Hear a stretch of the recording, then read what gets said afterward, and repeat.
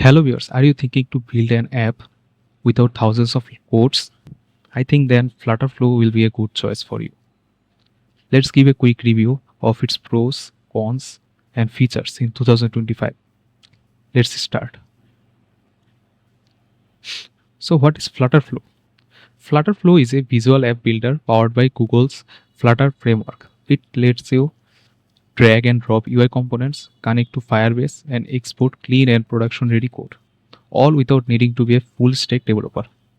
In 2025, it's become a go-to tool for startups, freelancers, and even agencies becoming MVPs fast. So what is the pros of FlutterFlow? Let's start. Real Flutter code export. You get clean, readable, dark code that you can download and hand off to developers, ideal for scaling or customization later. Number 2, built-in Firebase integration. Seamless connection to Firebase, including auth, Firestore, cloud functions with no server setup required. Number 3, beautiful UI components. You have full control over designs. The interface is sleek, modern, and fully responsive. Number 4, fast prototyping. You can build a working MVP in hours instead of weeks. Number 5, real-time collaboration. Designer and developers can now work together, just like Figma changed UI design workflows. So what can be the cons of FlutterFlow? Is it really so good? Number 1, learning curve for complex app. It's beginner friendly for simple apps, but custom logic or animation can still require effort and Flutter knowledge, which can be a little bit complex for FlutterFlow.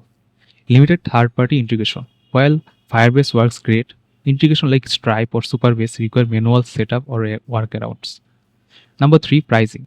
The free plan is limited, means you have limited features like API calls, custom code, or GitHub integration require paid subscription.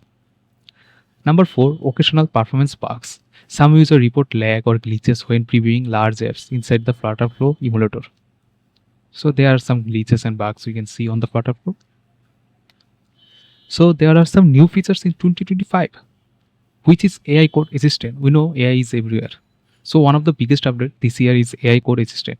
It automatically analyzes your app, suggests start code snippets, help with logic flows, fixes common errors. So should you choose FlutterFlow?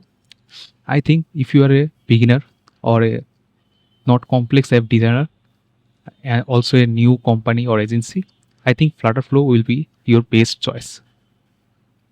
But if you are looking for something complex app, I think you should not go for FlutterFlow.